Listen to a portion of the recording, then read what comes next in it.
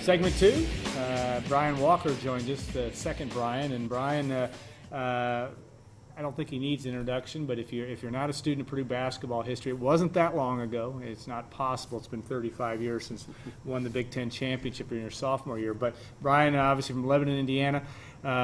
If you could, I don't know if it's on YouTube. I think I ask you this every time whether America's Game, because you were a movie star before you were a Boilermaker. Is that movie which you were in available anywhere besides at your household, or did you burn all copies? I think I burned all copies. I don't think it's anywhere. It's on I have it on a CD somewhere. I want to borrow it sometime, because I think it's great to see you trying to date high school girls and all that kind of stuff. It's a long story, but it was the first, really one of the first documentaries done, but and Brian was a big part of that. Brian obviously played for both came to Purdue under Fred Schaus, sat out a year after being at North Carolina State playing for Norm Sloan, to Fred Schaus, to Lee Rose, to Gene Keady. This is why this guy is one of my favorite analysts on basketball. But you had a varied experience, certainly, of doing that. What was that like? You come to Purdue under Fred Schaus after leaving NC State. You and your brother leave NC State, and then all of a sudden you find out Fred's retiring. What went through your mind at that point?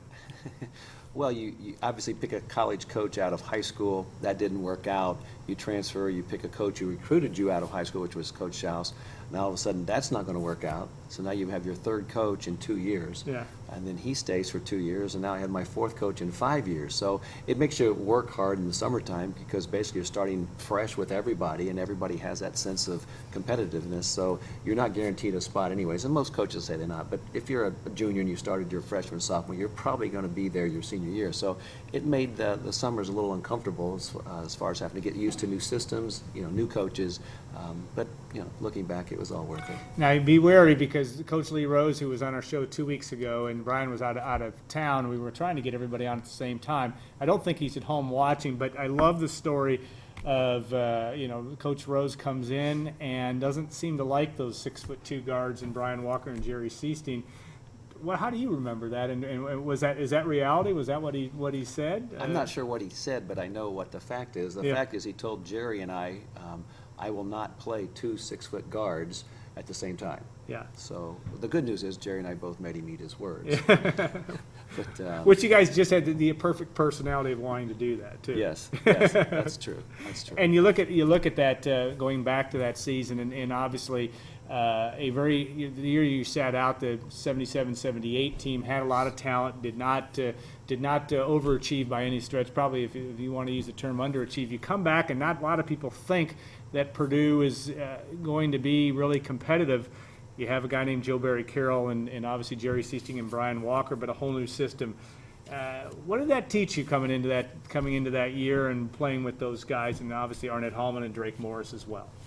Well, I don't know what we were picked in the Big Ten, but it wasn't very high, and we felt like we could compete, and I don't think people realized how good Joe Barry Carroll was going to be when you have a center like that, and I don't think really people estimated how good a coach Coach Rose was. Yeah.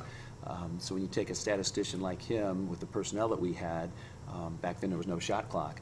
Joe Barry Carroll touched the ball every possession down the floor. He was supposed to. Unless there was a fast break layup or something, we would work the ball and we'd keep it on offense for 30, 40 seconds, 50 seconds, whatever it took to make sure we could get Joe at least the opportunity to score. And that was a very successful game plan on Coach Rose's part. Yeah, you talk about having different styles and going from Lee Rose to Gene Keady and a very different personality. Now looking back with the benefit of time, to talk about that difference between those guys. Obviously both intense competitors, but different approaches to the game. Both were very competitive and very intense. I would say that Coach Rose was more the statistician. He was the X and O guy. Coach Keady was more of the, I call him the rah-rah coach. He would pump you up, get you excited. Coach Rose was more like, hey, this is the way it's going to be. You do it or you don't play, and understand the game, etc. Coach Keady was, he wanted you to get pumped up and play and just play hard. The X's and O's were important, but he had assistants to help you with that, etc. And to me, that's the difference between the two. They were both good coaches, great guys to play for. Yeah, and you look at that season, 78-79 season, and some crazy things went on.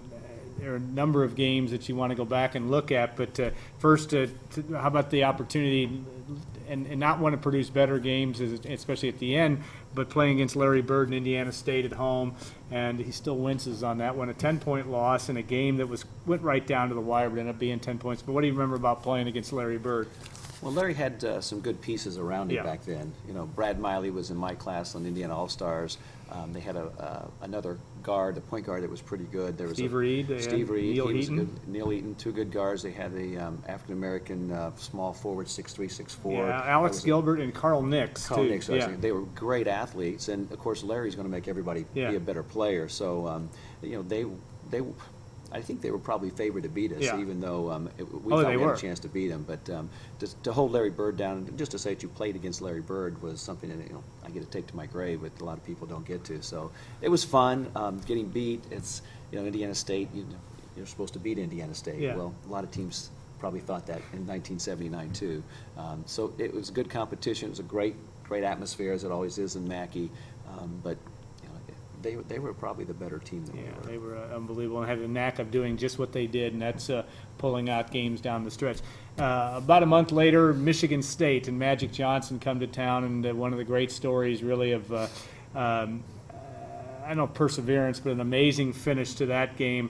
Where Arnett Hallman, who just like you drew it up, makes the game-winning shot.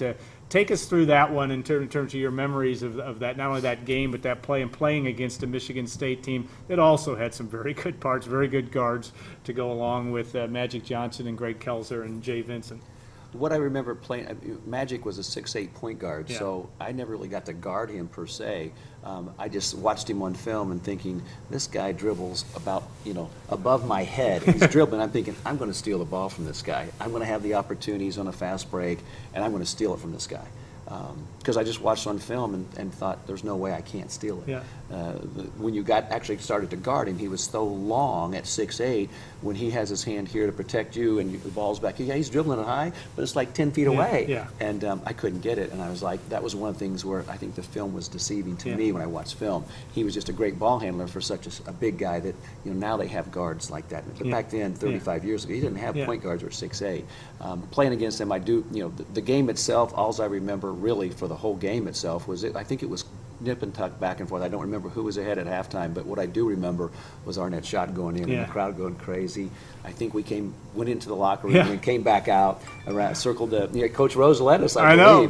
believe. So everybody was pumped up. I think they were ranked number 1, but they had just gotten beat three nights earlier at Yeah. Illinois. But they were ranked first. That's Still right. ranked number 1, but so that was a memorable. Yeah, he did. He led you in the old victory lap around. I don't think that victory laps they went in with Lee Rose and went out with Lee Rose. There've been some great celebrations, but you've had several opportunities in those 2 years to show off some special times with the crowd. All right, and yet, the Hallman's shot, and Lee Rose was talking about the fact that play. And I think you held Michigan State to under 20 points in the first half, if you can believe that, in Wow. that game. But that Arnett was a guy that loved to shoot the basketball. It was only his second basket of the game. But talk about a guy. People don't know about Arnett. Was one of the great athletes. You've had the benefit of perspective of Purdue basketball before and since. He rates up there pretty high in terms of his ability to be a true athlete and a rebounder.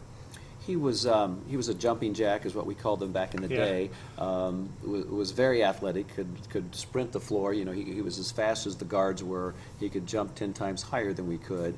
And he was just a phenomenal athlete. Throw that next to Joe Barry on the other side. I think that's when we first instituted the alley-oop. Yeah. And you had two guys you could throw the ball to anywhere close to the bankboard. They'd catch it and dunk the ball on an offensive play that was set up for it. But Arnett was, I think he probably guarded Larry Bird, and he probably, I don't know if he guarded Magic He Johnson. did some, I think yeah. he did. Yeah. We switched off and probably, I may have guarded him a little bit. I don't think so, but we moved different people because if little guards guarded Magic, he'd just post you up. Yeah.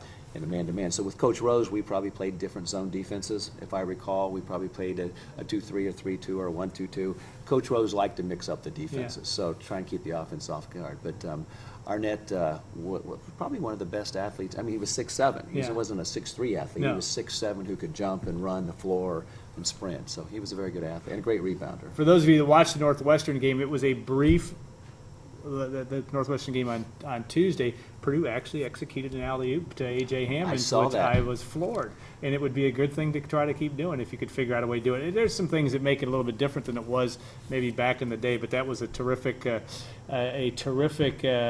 weapon, those passes from you to Jill Berry. Well, it was against, usually, most of the time it was against the zone Right. defense. The game against Northwestern, they were playing a man, and Yeah. we still got an alley-oop Yeah. executed, and Tyrone made the pass. It was a perfect pass, and when you got a big guy that's athletic like AJ, you can throw it up anywhere close, and you can make a bad pass, and they can turn it into a good dunk. So that's a good play. I hope they see more of that. And, this has been a team, and we've talked off air, but has shown signs of being, obviously being competitive. But from your perspective too, there's been times where, it's been consistently inconsistent. How do you view what you've seen to date, and you've also been a part of a team in 1980 that struggled for a while and turned things around and went to the Final Four. So things can change. I think it's hard to evaluate a 7-footer. I think there's very few people that understand what it's like to be 7 foot tall. Joe Barry Carroll had a nickname of Joe Barely Cares, which was so unfair and not true. When a big guy starts down the floor, he's not going to be quick. The short twitch muscles Yeah. just don't fire as quickly as guys who have shorter muscles. So when you see a big guy trying to run down the floor, they're generally not as athletic as a little guy. So you compare him to a guard that's sprinting down the floor, it's not fair. So I think big guys get unfairly judged as far as their ability to look like they're not hustling or not playing hard. On the other hand, at halftime of the other night's game, I heard that I can't remember which Northwestern commentator it was that was doing the game that night for the Big Ten Network. Oh, Seth Davis and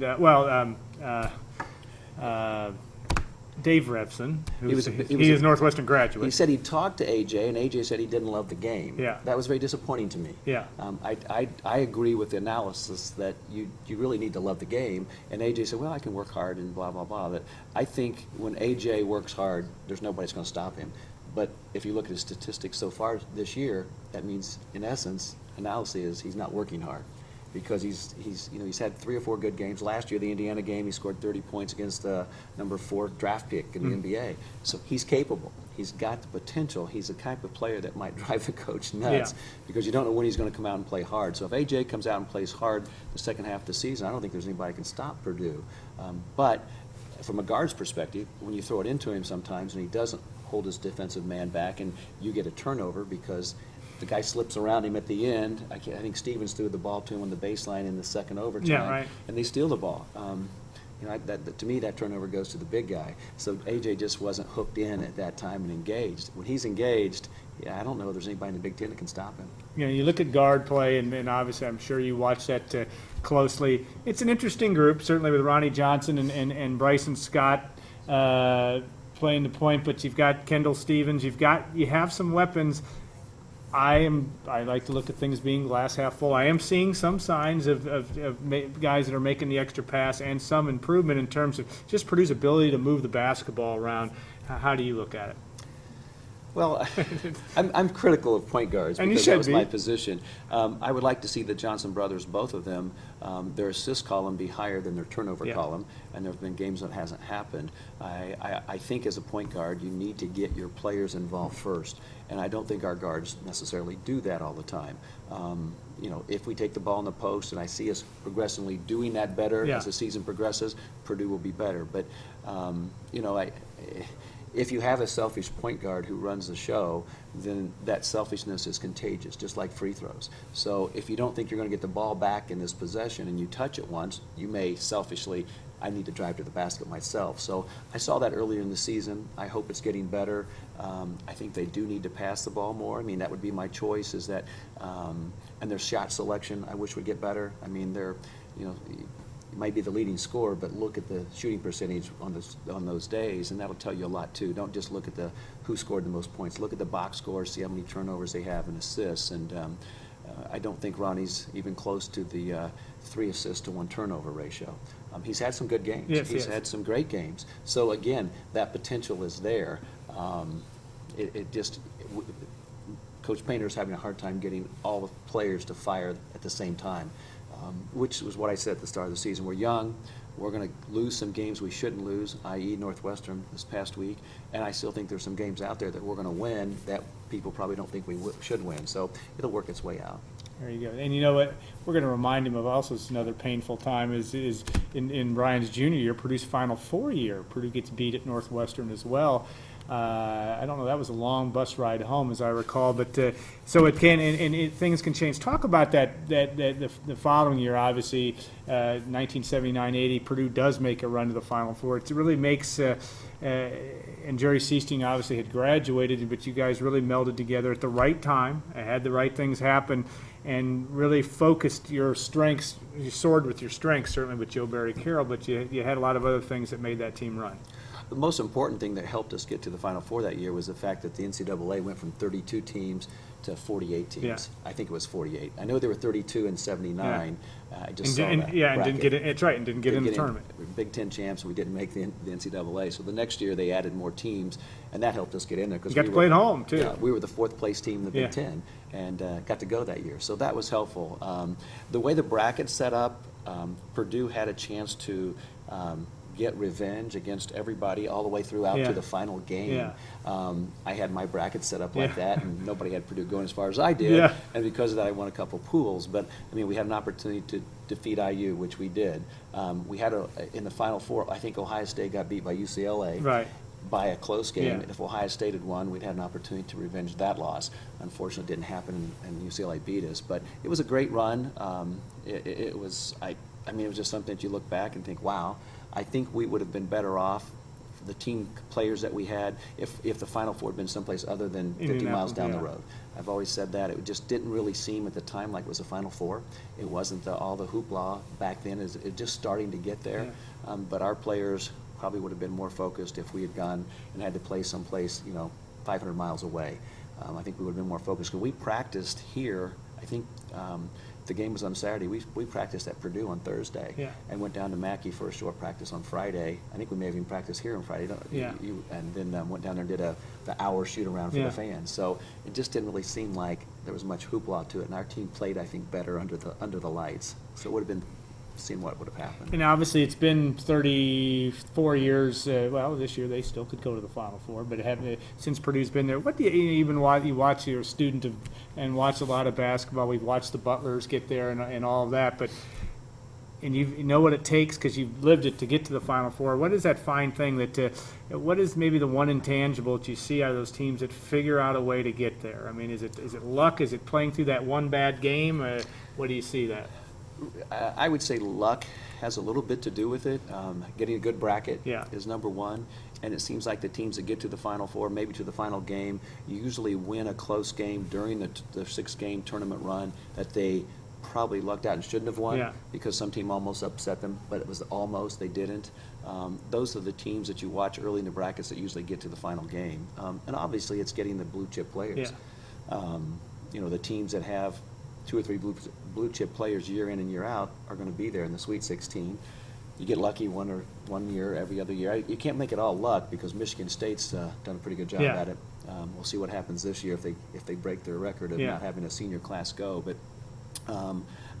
I think it's the hard work and the players wanting to put the time in. I see the younger players now maybe think they can get to the NBA to the next level without having to put the time in, so they don't really care. This is not their stopping point. They know they're going on to play more. So I don't know if the game of college basketball means as much today for all of the good players as it did back 35 years ago. And so maybe that comes down to having some heart. For Purdue to get to the Final Four, it's got to be the right match. I think Coach Painter's the right coach. It's getting the right players that fit in and play his system. So I think that'll happen here. I would say in the next 5 to 6 years, I think we'll be in the Final Four. I think Painter's got a good class coming in, the class he's got right now. I see good things happening at Purdue. They just need to play a little harder with more heart and be more unselfish. And I think this team has a chance. All right. Brian Walker, thanks so much for your time, and we will we'll talk to Brian next time after Purdue's gone to the Final Four. Hopefully we won't have to wait that long. But Brian, thanks again so Alan. much, and we will take a short break and bring Stacy and Kyle back on, and we'll take us home on the what is it, January 24th edition of Gold and Black Line.